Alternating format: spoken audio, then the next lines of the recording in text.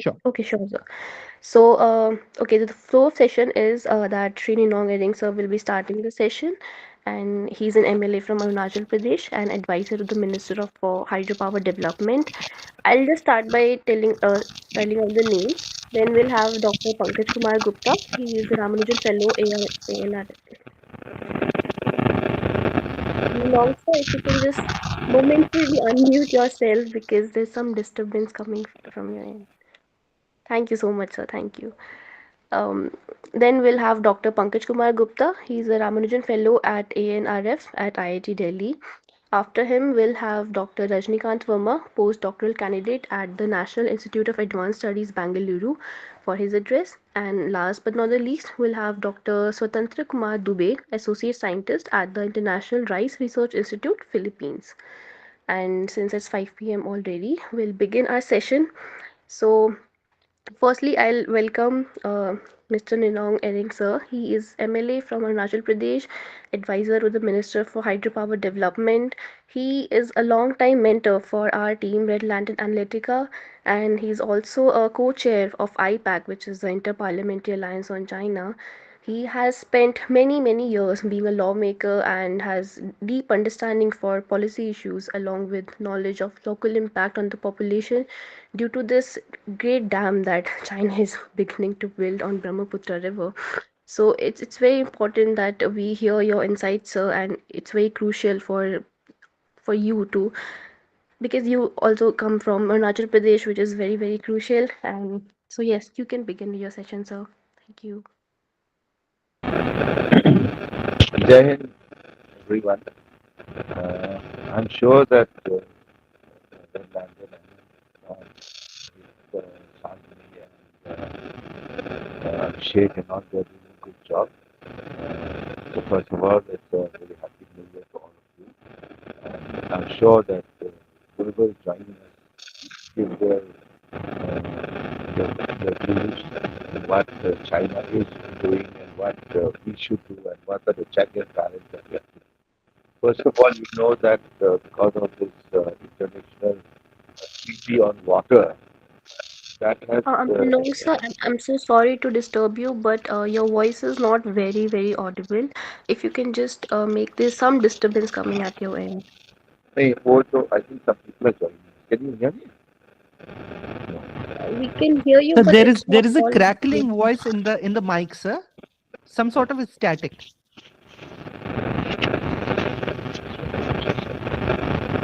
So should I take out the mic and just speak Yeah, from you can do that, sir. You can do that. It will be much better. Now it's now. Yeah, ठीक है? Can you hear me? No, I think I'm there still. is still some cracking coming, sir. Now can you hear me? Yes, absolutely fine, sir. Absolutely fine. That is Thank good. you, I sir. think it is because of that. Yeah. So, first of all, I would like to congratulate you, all of you. And we really wanted to have this program in Arunachal itself. But there were some issues on China, which they are always objecting. Whoever comes to Arunachal Pradesh is objected by them naturally. So here, when we speak about the Brahmaputra, we all know that this issue had been about the rivers turning murky and how the 60,000 megawatt dam that is being made in the Medoc country is going to be a big threat to all of us, not only to us, but also to the downstream Assam and onwards to Bangladesh. So here what happens is that we do not have any kind of a international treaty on a water treaty. So similarly, that issue has been that with Laos, Cambodia, and Vietnam also. Now, here they have a very big project which is coming up, and they are going to divert this river into their desert lands, the Xinjiang province. So this issue I had taken up about 15 years back. So I've always raised this issue in parliament, inside the parliament, outside the parliament, in the assembly.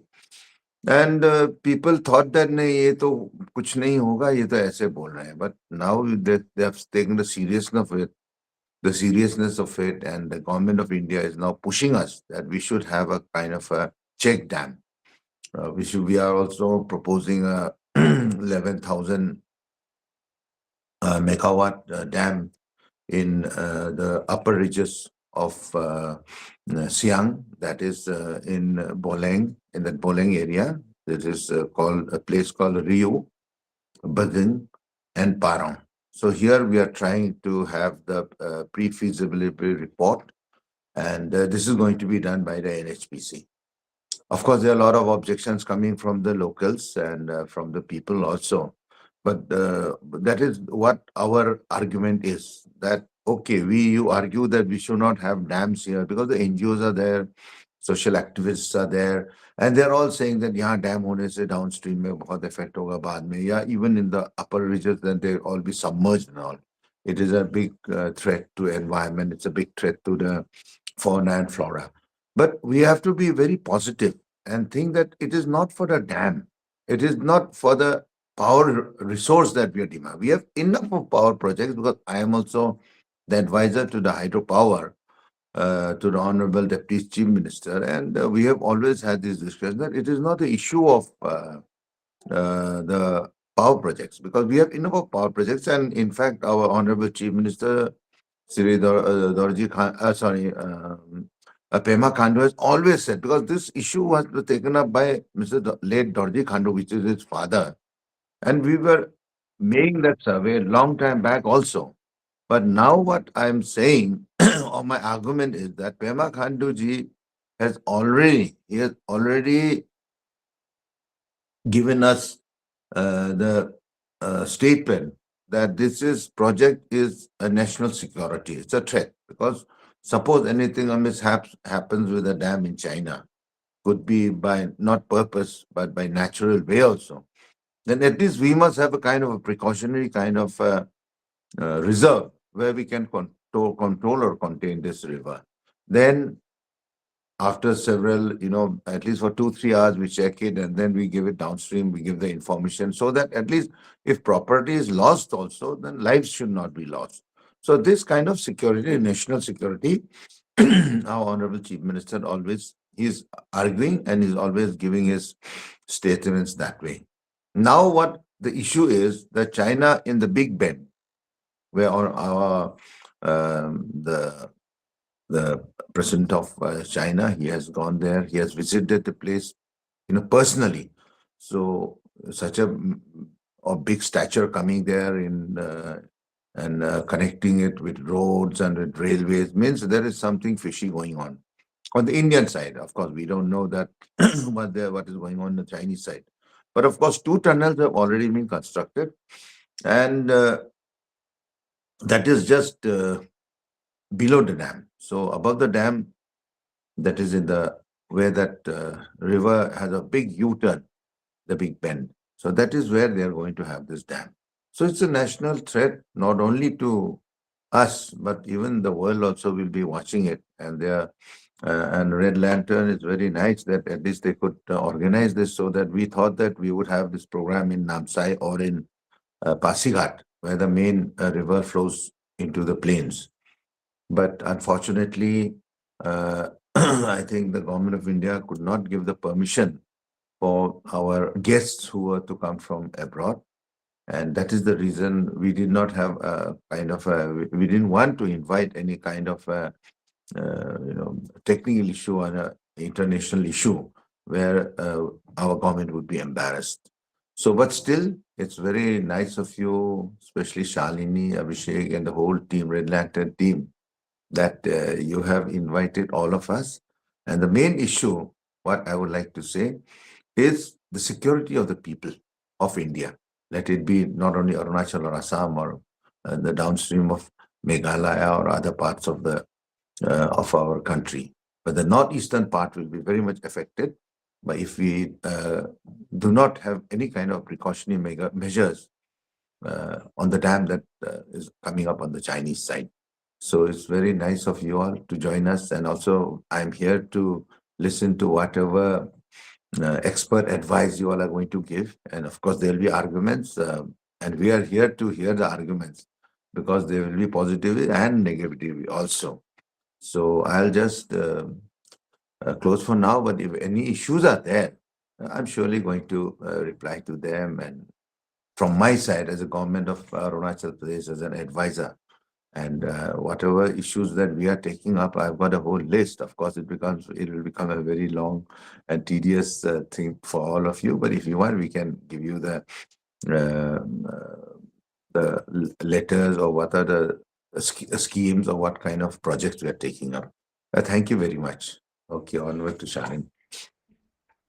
Thank you so much, sir, for having taking the time to come to this session, and thank you for pointing out to make us realize that how important this topic is, how this dam is going to threaten the environment of not just India but other states like Bangladesh and Nepal and Tibet, and it's going to have a serious impact on India. And as you mentioned, the security is a very crucial issue here. Thank you so much for taking out this time, and we are truly indebted to you for your presence, for gracing this session. Thank you so much, sir. Thank you. Next we have Dr. Pankaj K. Gupta with us. He is a Ramanujan Fellow at IIT Delhi. He contributes to innovative environmental restoration initiatives and has a career marked by interdisciplinary collaboration with his expertise in hydrogeology, microbiology, and chemical sciences. He addresses complex challenges in water resource management and contaminated site remediation. His leadership in academia and research underscores a commitment to advancing sustainable solutions. I welcome you to the session, sir. And before you start, I would just like to remind everyone that the speakers have 10 to 12 minutes of their address so that there is not a crunch of time for everyone. Okay, sir, thank you so much. You can start. So thank you very much, Shalini, for this webinar, and I'm really thankful and congratulating all of you for your hard work and organizing such a the webinar on the such a nice topic. And I can see my colleagues like Rajni and Dr. Rajni Kant from Bengaluru and Dr. Dubey from Varanasi, and most importantly today we do have respected Honorable MLA Arunachal Pradesh, respected Ni Nong Singh ji with us, and he has already suggested very nicely about the transboundary issues. Considering I'm an expert of water resource management, and I'm really happy to share my views. And this is the kind of things we have to consider if we are thinking about sustainable water resource management under sustainable development goals at a transboundary or international borders at an international border. Considering the water resource systems, for example aquifers, for example rivers, and any ponds and any lakes or wetlands, it's a kind of physical or geographical ecosystems having the transboundary areas where international and national boundaries generally merges in multiple fronts. For example, we do have the international boundary borders with China, Bangladesh, Pakistan. You can see, and a lot of issues we do have. For example, one of the example is of course the dam in the Chinese side, and then the some of issues you can see we are now experiencing the contamination issue in Ladakh, in the Indo-Chinese border, near Indo-Chinese border. Likewise, you can see we do have a lot of arsenic issues in Brahmaputra basins, including the Bangladesh and India. So what I would like to navigate about the most important factors we have to consider is a kind of challenge we do have, of course, in India as well as in the other side, other counterpart side.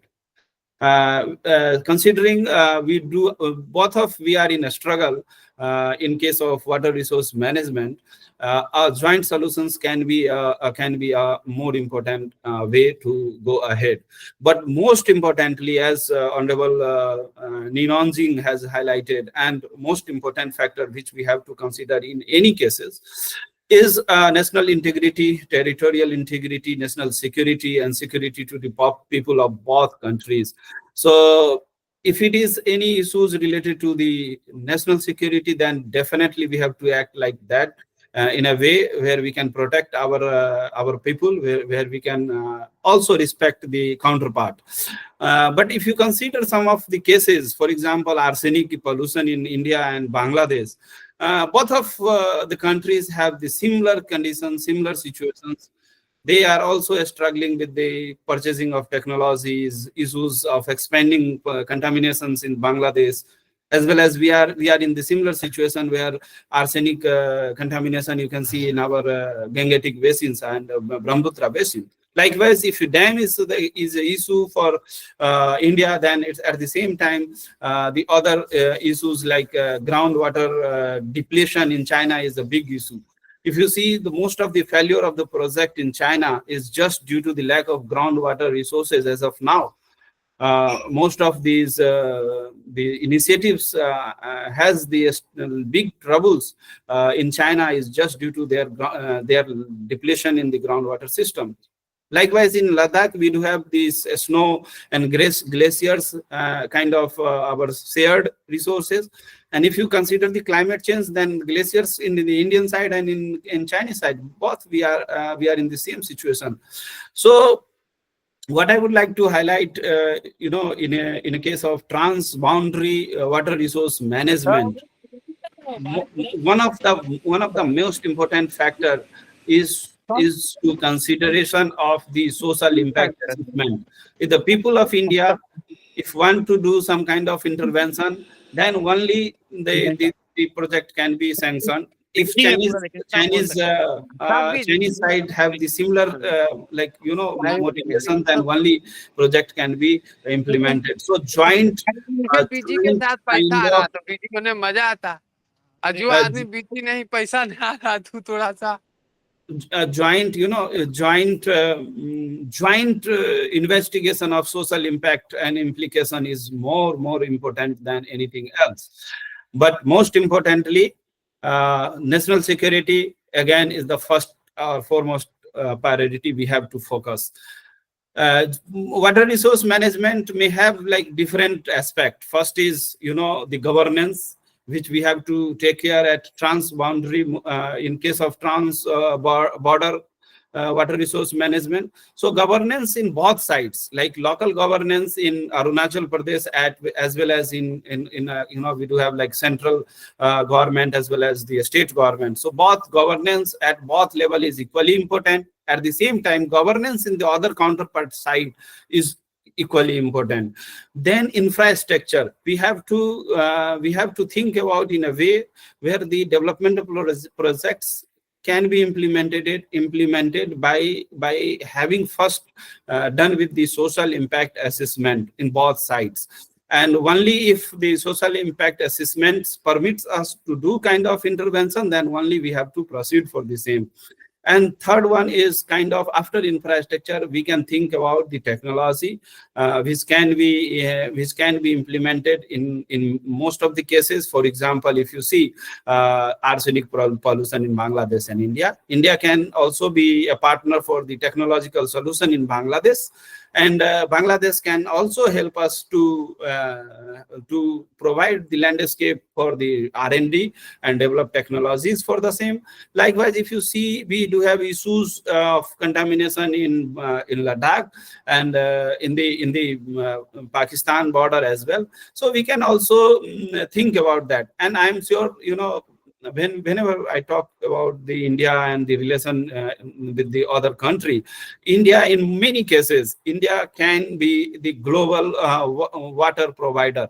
For example, if you say we do have like fresh water resources throughout the country where we can provide the clean water to sustain many projects to the foreign nations, and we can also help in a way where the other partners, our partners, can be benefited. For example, if you see the China, if China will respect the situations in India, then we can also think about the management of water resources, for example, groundwater resources and other issues related to water resource management in China. And India can provide such technologies, such expertizations, such infrastructure and related case studies. So considering the nation's interest in conclusion, what I would like to highlight for our audience and your viewer, there will be no compromise related to the national security or territorial integrity for first and foremost. But most importantly, if we will wisely use the resources like governance, like infrastructure, like expertizations, like technologies, and then one can provide the solution, at least technological solution for the other side as well. In many cases, I have highlighted the example of arsenic pollution in India and Bangladesh. You can see the water resource management through dam in China and India, and then some of the border related issues in the other part of the India and the other counterpart you can see. So yeah, I would like to stop here, and I would like to interact on questions if you have any, and discussion. So in my view, the national security, like safety of public of India as well as the other counterpart is more important than anything else. But definitely, if you work together wisely and in an integral form, then definitely there will be a solution for transboundary water resource management as well. Thank you very much, Shalini. So over to you. Thank you so much for your insight, sir. It has been a pleasure listening to you. I would Thank like to request all the participants to keep themselves muted when the speaker is speaking. If you have any questions, please put it in the chat box and we'll take up later after the session is over. The speakers have done speaking. Next, we have Dr. Rajnikant Verma. He is a postdoctoral associate at the National Institute of Advanced Studies, Bangalore. His research focuses on the application of remote sensing technologies, particularly hyperspectral data for forest management and conservation. An experienced field biologist and GIS professional, Dr. Verma's expertise spans image processing, biodiversity, and sustainable forest management, contributing to innovative solutions in environmental monitoring and resource management. I welcome to you to the session, sir, and we look forward to hearing your thoughts. You can now proceed with your address. Thank you so much, Shalini, and thank you for inviting me. And I'm really happy that Nilong sir, Pankaj sir, and Swatan sir is here. So here we will discuss about the ecological impacts of the proposed dam by China. So we'll go with the presentation here. So I would like to share my presentation.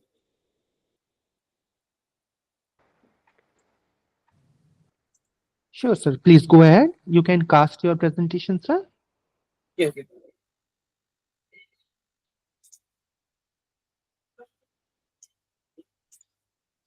Is this visible now? Not visible right now, sir. Yeah, it is now visible, sir. Yeah. Okay.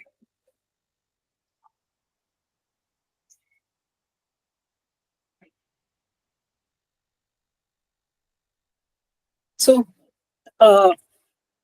we will discuss about the possible ecological impacts of proposed mega dam on the Brahmaputra River. Here in this image, you can see this is the river basin of Brahmaputra River, which is situated in Tibet and India and in Bangladesh. So why this is in news? Because China has announced the construction of world's largest dam on the Brahmaputra River, which is also known as Yarlung Tsangpo. The sparking concerns in India and Bangladesh. So, and these are the news which are spreading around the country, that what are the impacts of this dam will be in India and Bangladesh, basically in Assam and Arunachal Pradesh. Now, before all of these, we have to understand the river system of Brahmaputra River and the location of this proposed dam. So the Brahmaputra River is basically glacier-fed river, and that is originated from the Tibet and the flow through Tibet, India, and Bangladesh. Now, the ecological significance of this river is to support unique biodiversity, including aquatic and terrestrial ecosystem, which is crucial for agriculture, fishery, and livelihoods in the region. This map is showing the location. see here, you can see that this is the great U-turn of of this Brahmaputra River, and this red box is showing the proposed site or possible site of the dam, which is here we can see this is the nearby the Indian border. Here this line is Arunachal Pradesh, and it is really in the area of nearby Arunachal Pradesh. So about the dam, basically this is the China's 14th five-year plan, and its long-term development strategy through to 2035. The dam will be constructed in the lower reaches of the Brahmaputra River nearby Indian border, and it is situated a massive gorge in the Himalaya, where the river takes a U-turn nearby Arunachal Pradesh, and the investment exceeds approx 137 billion, which is dwarfing any other infrastructure project, including China's Three Gorges Dams. So these are the concerns associated with the dam construction. First one is geopolitical control. Pankaj sir is discussed about this. And the second one is environmental impacts, and then seismic hazards. Fourth one is livelihood disruption and the transboundary issues. So these are the issues which may caused by the construction of this dam.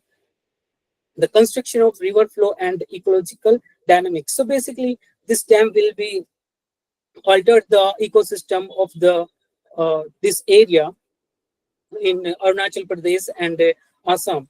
The dam's construction will significantly disrupt natural river flow pattern, altering the sediment transport and impacting ecosystem dynamics downstream.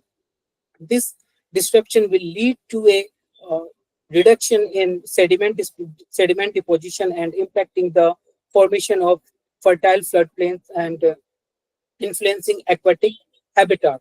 The other one is the aquatic biodiversity loss. So definitely this dam will be hinder fish migration pattern, because this is very common in the Brahmaputra River, and disrupting the life Rajnikant, cycle of many.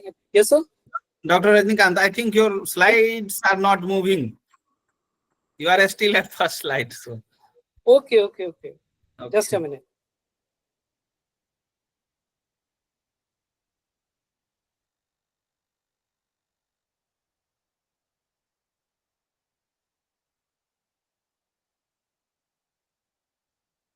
Now it is visible. Not yet. Not yet. You have to reshare, and then you can make it Yes. in a full screen, and then you can navigate. Yes.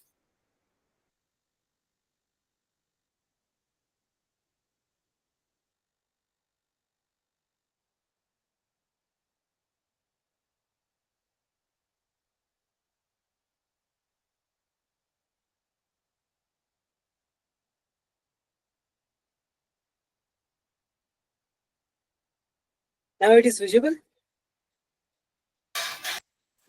Yes, horrible. Yes. You can now Okay. navigate. Yes. So now Novel will be understand the location of the dam. So here we'll discuss again. So here, this red box is showing the possible site of the this proposed dam, and this is the boundary of India, which basically this is Arunachal Pradesh, and we can say this is the nearby our Indian border. So now we will discussing about the aquatic biodiversity. Okay, so the dam's presence will hinder fish migration pattern, disrupting the life cycle of many aquatic species. Additionally, the altered water flow and the temperature regime will threaten endemic species and potentially lead to a loss of biodiversity. Here we can understand that fishes and aquatic life is very sensitive to temperature alteration. So it can be lead, or it will be a disastrous for aquatic life. Now the impacts on wetlands and flood floodplains. So it will reduce the seasonal flooding. The dam's regulation of water flood will reduce the frequency and intensity of seasonal flooding, which play a vital role in sustainable or sustaining wetlands. The absence of these natural floods plus flood pearls will lead to the degradation and loss of these vital ecosystems. The other one is the alteration of floodplain dynamics, which will be uh, reduced flooding, which affect the natural deposition of sediments and nutrients, altering the fertility and the dynamics of floodplains.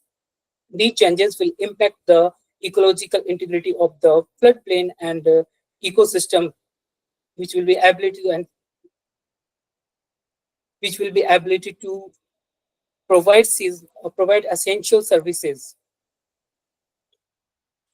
It's not moving now. Just a minute. Yeah. So, and the other one is climatic impacts of the dam. So the large reservoirs creates by dams are known to be significant sources of methane, which is a potential greenhouse gas. The decomposition of organic matter in the reservoirs stagnant water release methane, contributing to global warming. So it will be a reason for the methane emission also, and the temperature changes. The dam will be also affect water temperature downstream that releases to cold and oxygen depleted water from the reservoir can alter the thermal regime of the river, impacting aquatic life and the ecosystem functions. Here we can see these are the unique species which is situated or surviving in this area, and we know that this area is one of the 25 mega biodiversity hotspots of the globe.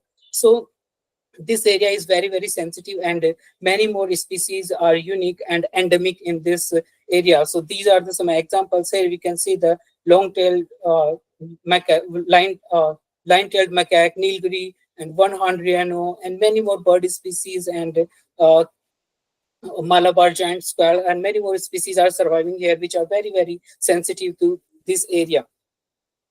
So here we can see this area is very important for biodiversity. So downstream effects of in India. So what kind of downstream effects will be occur in the India if the dam will be there? So reduce water availability. The dam's regulation of water flow will reduce after availability during dry season in northeast India, impacting agriculture practices, water supply for drinking, and overall economic development. The second one will be impact on agriculture. So it will irrigation dependent farming in northeast India will be heavily affected by reducing water availability during crucial growing season, leading to crop failure and potential food insecurity. The third one is livelihood at risk. So the water scarcity will disrupt livelihood dependent on agriculture and fishing, exacerbating poverty and social vulnerability in the region. And these are the downstream facts in India. First one is sudden water release. So the dam's operation could lead a sudden water release, increasing the risk of flash flood downstream. The unpredictability will pose a serious threat to community and infrastructure, impacting livelihood and safety. The second problem is erosion and sedimentation. So the alteration of water flow and sediment transport will exacerbate erosion and sedimentation in river channel, potential dam, dam, potential damaging infrastructure, and altering river morphology.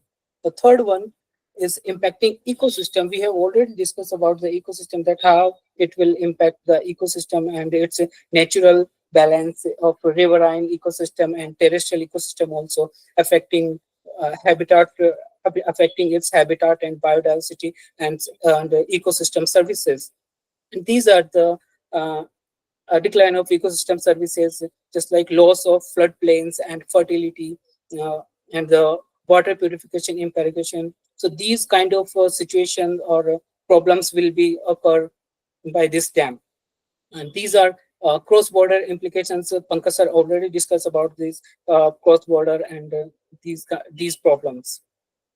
So thank you so much for this, for listening this. Shalini. Thank you so much for your elaborate PPT, sir. Like it was very, very intense, and thank you so much.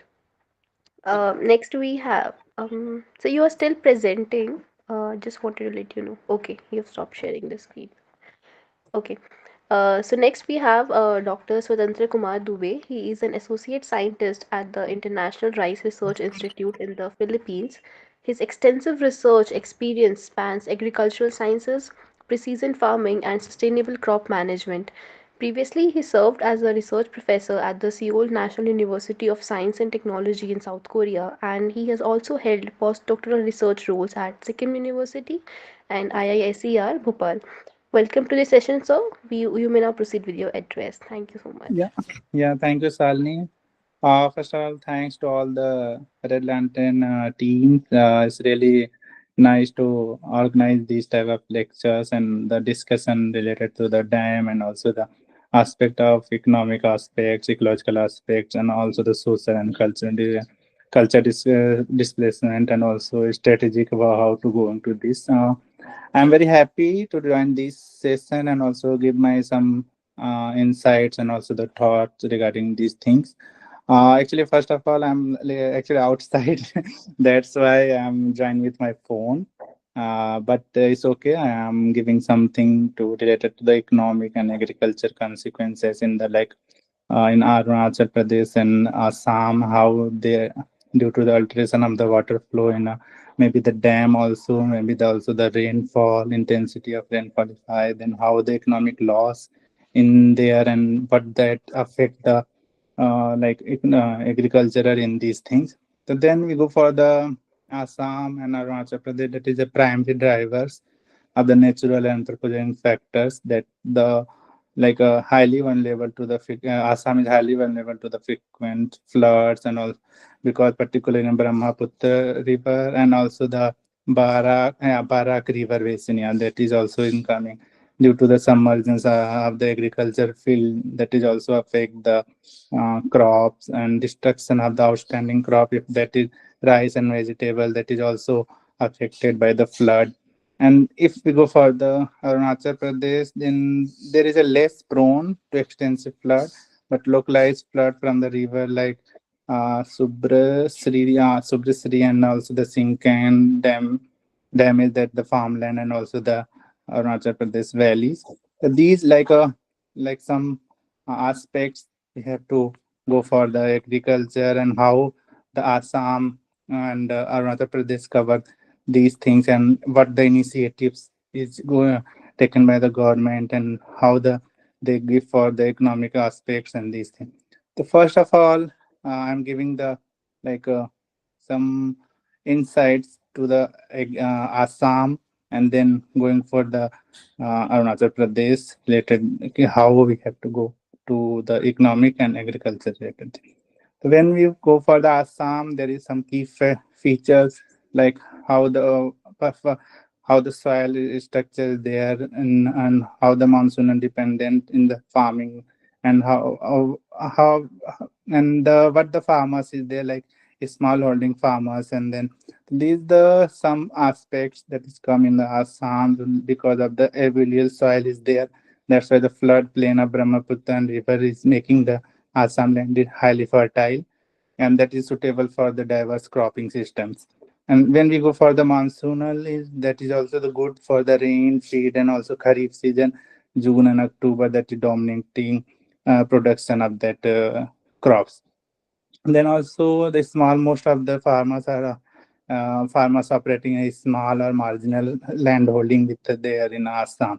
And then the key feature of the like major, what is the major crops in that area, like rice, mostly the staple food crop and growing even 70% of the cultivated land in Assam and mostly then winter rice that is also the autumn rice. They are called Aru, and also the Boro rice, that is in summer rice. So these are the major crop in that one is rice, and also the tea, jute, mustard. Also some area sugarcane and pulses are there, but mostly dependent in the rice. When we go for the challenges in in Assam for the agriculture, that is a flood. That is more because we are already discussed the Brahmaputra basins, how they have to go for the upper part, giving the if they release the water, then flood is coming in Assam, and that soil erosion is there. That's why that destroy the crops and erode the fertile land, and also the limited irrigation because of the over reliance of the monsoon and rains make agriculture vulnerable on drought. That is also because of the fragment land holding, that is also the challenge in because a small size land, that is a large scale farming and mechanization is not possible in that area. That is also the a major challenges in agriculture in us. But government also taking some initiatives, that is in like Pradhan Mantri Fasal Bima Yojana. They have to for the crop insurance. If we have crop damage or sudden flooding, then you have to go for that one, and we have some benefit of the crop insurance of related to this initiative. Also, there's some Pradhan Mantri Krishi Sinchai Yojana for improvement of the irrigation in our field. And Assam also, also the ERI, the like international research, is also the part of the Assam Agribusiness and Rural Transformation Project. That is a part project, that is the modernized agriculture, where we go for the mechanization, also how to implement the rice related DSR, that is direct treated rice, and also the transplanted rice in these initiatives. If we go for the same feature, when we go for the Arunachal Pradesh, there is also Arunachal Pradesh has some mountain terrains that is predominantly, particularly in the hilly and slopey, due to the traditional method they like the terrains farming. But they have to shifting cultivation also there, low productivity density, like low population density in the agriculture is largely substance based, and then they are focused on the meeting in the local food needs only. If we go for the major crop in Arunachal Pradesh, then rice and maize, mainly stable grown in an low lying area and terrain field. But millets, some they are doing the horticultures also in that, oil seeds, and ginger and turmeric in some area in Arunachal Pradesh. They are growing in organic quality, like. So these are, and when we go for the challenges in these agriculture related things, in there is a shifting cultivation that is the more challenging because they are using traditionally, it's lead to the deforestation and soil degradation, and mostly the losses of biodiversity. That is already Dr. Rajnikant is explaining very well in ecologically related things. And when we go for the that is also one of most important challenge, limited market access. Because if we grow some like crop, that is we have to, but there is not market related price, then the farmers is going for the economic loss. That is also the limitations, and low productivity also there because of the, if we don't give the modern inputs, they like some mechanization input, and also for the related to agriculture, that is also give the low productivity in that. And most of the things are climate change, that is also very much this time unpredictable. That is erratic rainfall is there, pattern is changing, also the glacier melt, that is also the threat for the water availability. And also we have to giving some challenges for the uh, agriculture field. When we go for some initiatives like uh, same in Assam, here also the in Arunachal Pradesh in National Mission on Sustainable Agriculture to promote the climate resilience farming. Also the Rashtriya Krishi Vikas Yojana for the integrated agriculture development. And one is also there is a mission for integrated development of horticulture to boost the horticulture production. These are some like challenges in both Assam and Arunachal Pradesh in agriculture, and what the initiatives taken by the government. That is also in when we have to compare like what is the like we go for the like topographic, that is also affect the, and also the farming system, both is dependent to the different farming system, like rice dominated Assam, but Arunachal Pradesh is shifting cultivation, that is also the affect the economic. And then irrigation related in, that is a limited, but is depend to the mostly rain in Arunachal Pradesh, mostly depend to the rain feed related things. So these are, and if we go for the challenges is more important. That is a flood in Assam, erosion, and small land holdings. But in Arunachal Pradesh, there is a safety cultivation and a market isolation. Like market related things is also the more important. So these are the some insights in agriculture and economic related thing. Because if we don't have the MSP, like market price in for the crops, then definitely we are we are not going for the economic benefits. But yeah, there is also the economic insurance is there for the crop.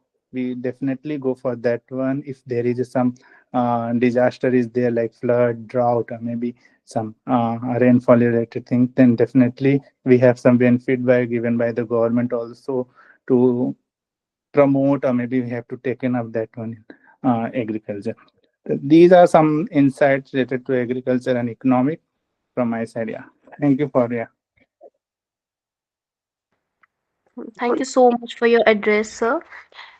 We have a few questions. So, continuing with you, as you mentioned that Yes. rice is a staple diet, and so how do you think that it will affect the rice cultivation because it's a staple food for Northeast India?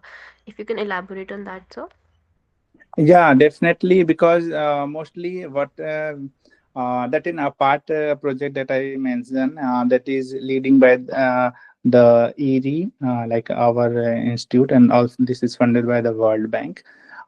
Here we have to promote the rice cultivation, because we promote the short duration rice variety, and also to go for the DSR. There is a one technique, that's a dry seeded rice.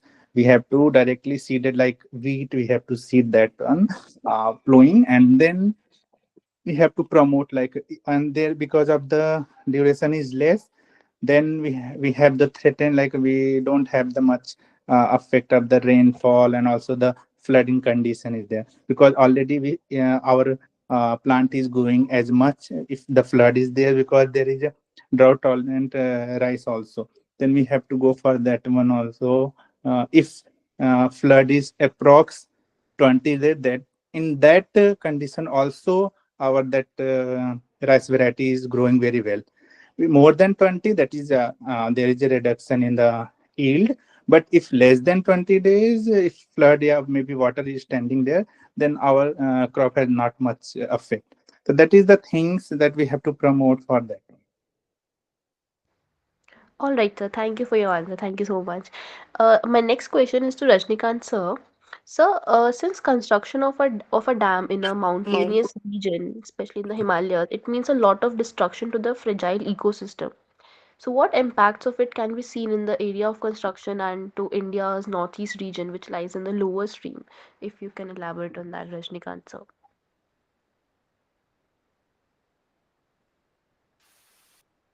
Hello. Yes, Hello. sir, Yeah, you are. sir. Yeah, sir. You are Shalini, audible, sir. Shalini, can you please repeat this question? Sure, sir. So I said that since construction of a dam in a mountainous region like the Himalayas, it means a lot of destruction to the fragile ecosystem there. So what impacts of that construction can be seen in the India's northeast region, which lies in the lower stream? Yeah. We have already discussed in the in my presentation that it will lead or cause a many kind of alteration in river ecosystem because of temperature, and sudden or flash floods. Flash floods will be there, and it will impact the terrestrial ecosystem also, just because of floods and the alteration of the dynamics of the river of Brahmaputra River. So it will definitely impact, and it will be very drastic for the ecosystem of nearby the Brahmaputra River, because of its aquatic life, and its terrestrial wildlife. It will impact. Sure, sir. Thank you. Dharti International Foundation, you have raised your hand. You want to... Yes, yes, sir. My question to Dr. Pankaj Kumar Gupta, sir. Yes, sir. Hello. Yes, Nishant. Yes, Yeah, yes. I'm My there. question, sir, what do you think about national security, राष्ट्रीय सुरक्षा और जल संरक्षण को लेकर अंतर्राष्ट्रीय स्तर पे आपकी सुझाव क्या है कि किस तरह हम इसे समझने की कोशिश करें, जो अपकमिंग चैलेंजेस है, जो ब्रह्मपुत्रा को लेकर है, चेक डैम को लेकर है, तमाम जो इश्यूज है, उस पे आपकी विचार क्या है sir? Thank you very much, Nishan, for question. I know, the topic of today's discussion is all about the international border or border issues of in water resource management. So, Nishant, मैं कहूंगा कि जब भी बात आती है, जैसे कि हमारे आदरणीय MLA श्री नियोंग जी ने भी हाईलाइट किया था कि यदि खतरा पब्लिक पर हो, यदि पीपुल ऑफ इंडिया को किसी चीज से कॉम्प्रोमाइज करना पड़े तो वो कॉम्प्रोमाइज करना नहीं है. So national security and territorial integrity is the most and foremost important point we have to consider. राष्ट्रीय सुरक्षा से के सामने कुछ भी मैनेजमेंट हो, जल मैनेजमेंट हो या कोई भी मुद्दा हो, उससे हम कॉम्प्रोमाइज नहीं कर सकते हैं. वैसे ही किसी भी राष्ट्र के केंद्र में जो मुख्य बात होती है राष्ट्रीय सुरक्षा होती है. अरुणाचल प्रदेश का केस हमने देखा, केस देखा अभी, बांग्लादेश का देखा, लद्दाख के इश्यूज हैं जहाँ पे water resource has lot of issues. Water resource management as well as the overall geographical management has a lot of issues. For example, climate change, you can see a big issue hai, and only together we can deal with that. And contamination एक बहुत बड़ा issue है. आप देखें बांग्लादेश जितना परेशान है arsenic से, क्रोमियम से और इत्यादि से, उतना ही हम लोग इंडिया में भी परेशान है. तो ऐसे कई मुद्दे हैं, जैसे बायोडाइवर्सिटी का है. Doctor Rajinikanth has highlighted about the biodiversity and most importantly the livelihood and lot of the local inspirations.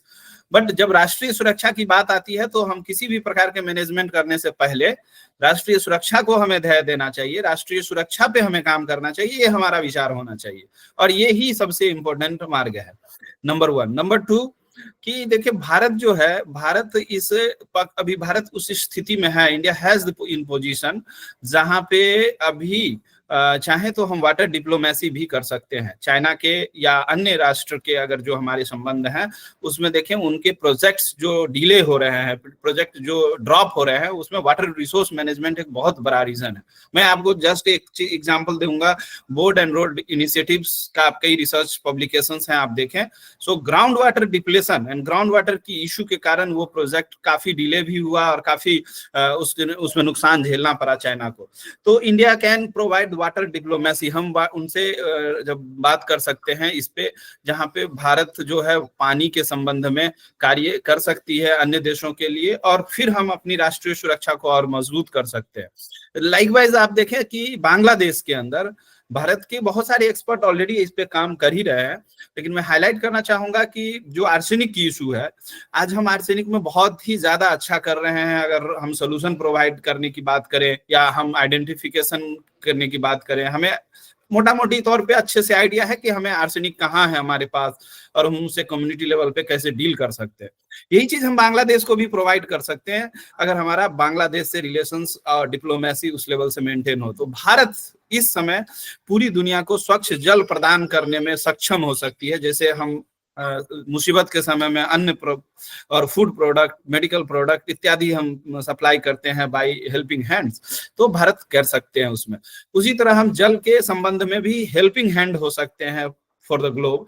But point यहाँ है, नेबर्स के लिए भी हो सकते हैं, और पॉइंट यहाँ है कि राष्ट्रीय सुरक्षा की बात होगी तो नहीं कर सकते हैं, क्योंकि राष्ट्रीय सुरक्षा को प्राथमिकता देना ये सबसे महत्वपूर्ण है, ये कोर है, और इस पे ही हमें ऐसे ही विचार के साथ हमें आगे बढ़ना चाहिए.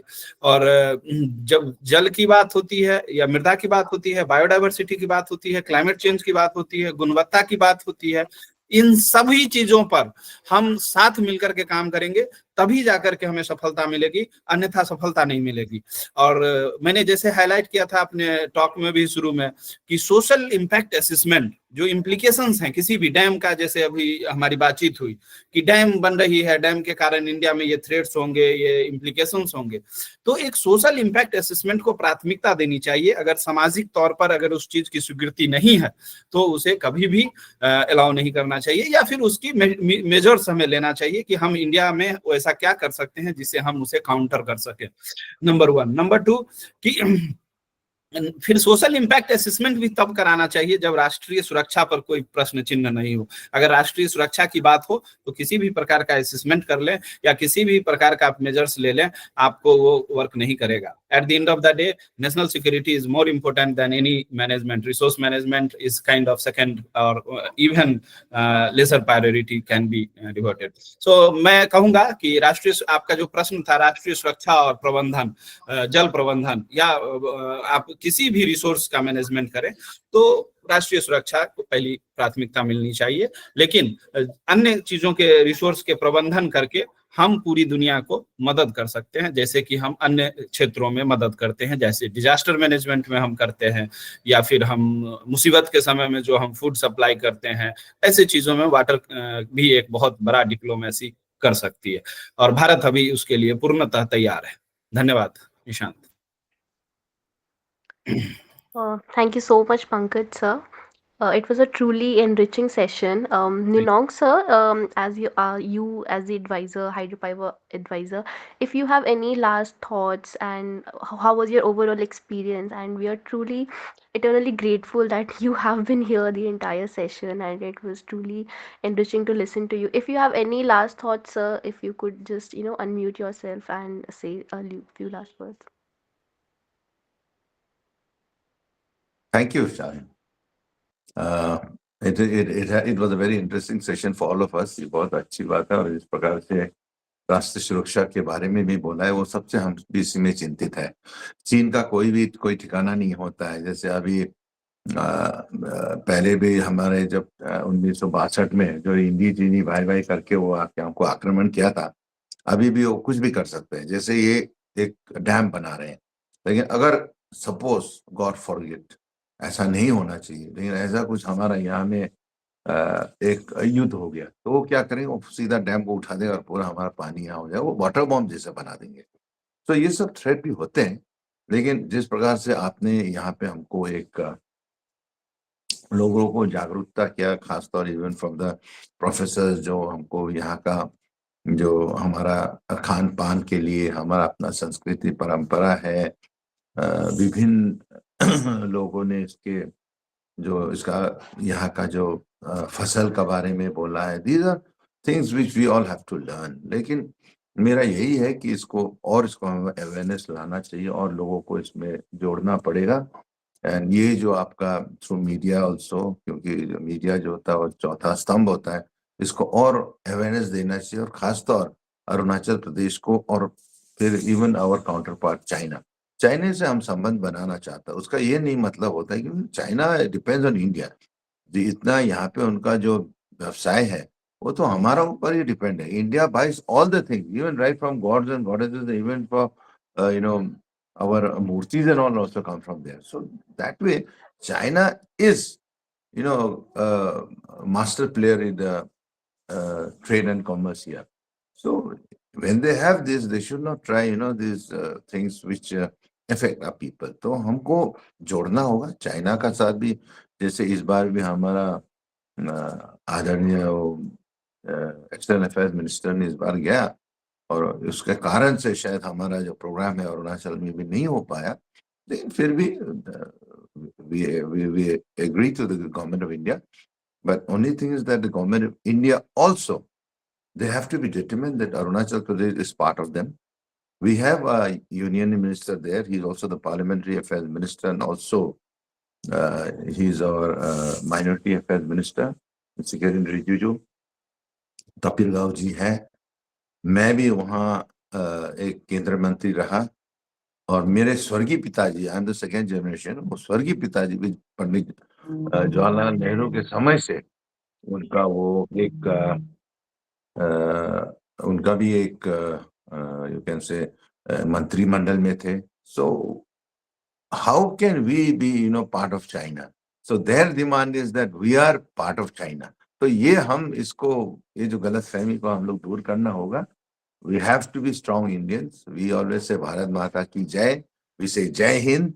और इसी को हमारे जितने हमारे साथ जो भारतीय नागरिक है, वो भी हमको सशक्त बनाने के लिए, जरा मजबूत बनाने के लिए हमारे साथ योगदान देना चाहिए. धन्यवाद.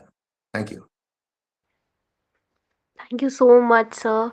Your words have truly motivated us, It was really nice. We really thank you so much.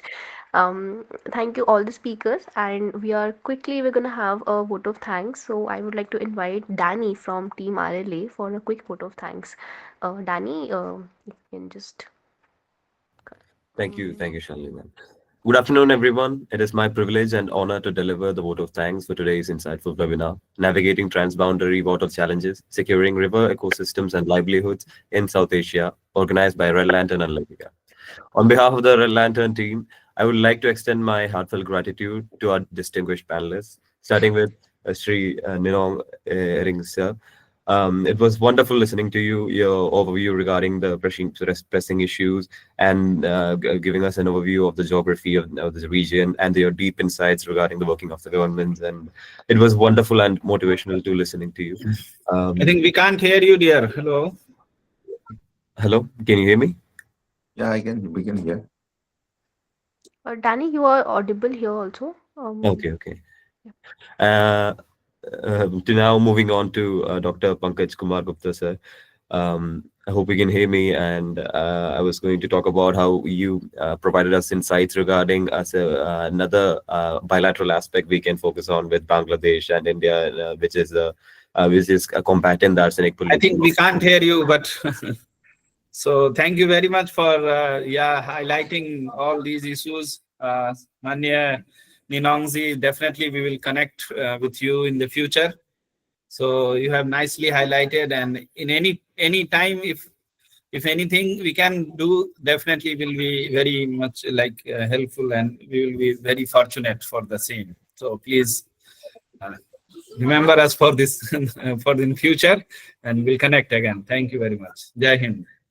Thank you to all the speakers. On the behalf of Red Lantern Analytica, I'm Siddharth, and I'm very much thankful to Pankaj sir, Rajnikant sir, and Swatantra sir, who were the academicians and field of experts who have joined us today, and of course to Ninong sir, who has been a long-term mentor for the team of Red Lantern Analytica. You have taken up time for a busy schedule, sir, and I thank all the participants as well who have asked the relevant questions and made this session an enriching one. Thanks to everyone, and with all due permission from our respected speakers and Ninong sir, we will now bring this session to a close. Thank you. And we look forward to a long-term relationship with our speakers. Thank you. Thank you. thank you, everyone.